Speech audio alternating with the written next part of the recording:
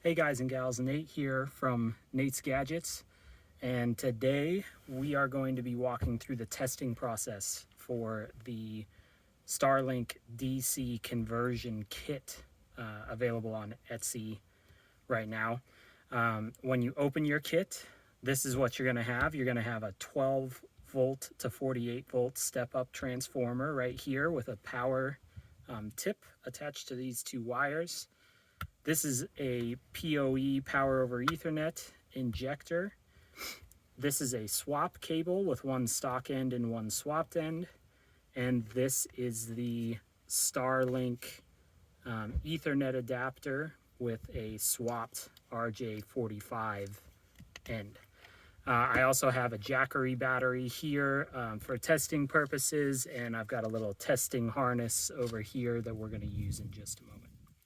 Okay, so first step to connecting your DC harness is to plug the green power into the PoE injector, just like so. Okay, then we're going to take the Starlink Ethernet adapter and we're going to plug the RJ45 into the Ethernet adapter. Sorry, I'm going to shuffle things here just a bit for later. And you're going to want to plug the Starlink cable into the PoE next to where the power comes in. That's what's going to provide, this port gets power and this port does not. So that's what's going to provide power to the dish. So make sure you get that guy next to the power plug. That's the Starlink Ethernet adapter. Okay, next we're going to take our Ethernet cable here.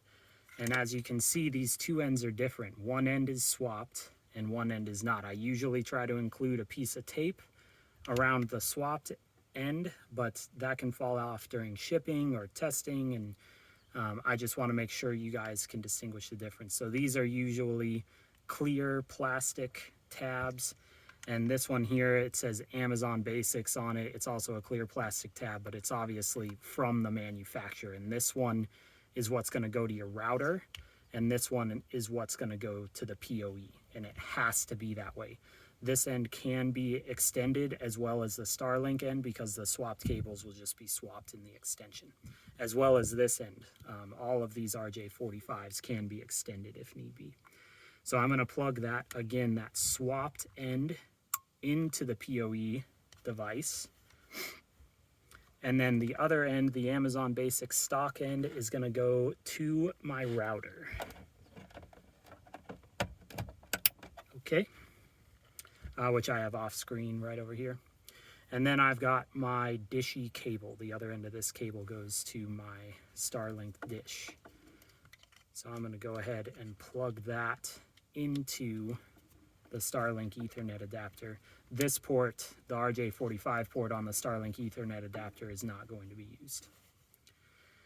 Okay, so trying to get that all in frame there. That should be all set up. That's all the connections you have to make for the harness itself, and now we need to provide power to the voltage transformer.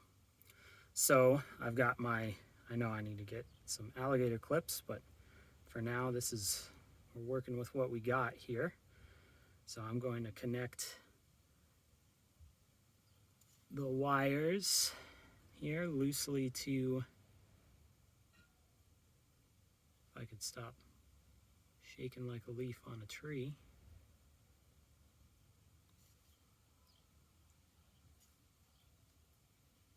We're going to hook these wires up to the voltage transformer to provide power. Okay, and again, this is going to transform the voltage from anywhere from 9 to 30 to 48 volts, which is what the Starlink dish requires.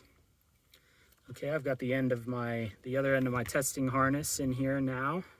I'm going to plug that into the battery so we can get power. And before I turn it on, I'm just going to double check my connections, make sure everything's nothing's going to cause a short or anything like that. Okay, and I'm going to go ahead and turn the test harness on. I'm hoping you guys will be able to see the output on the Jackery screen here.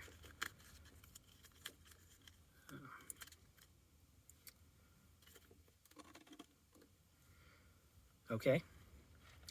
There's a light. I can't show it to you because I'd have to twist this cabling, but there's a light on the back of the PoE right now that is illuminated. And I can see on my router over here that my internet light is orange, which is a good sign. That means I'm getting connectivity to the router, but the router doesn't yet have internet.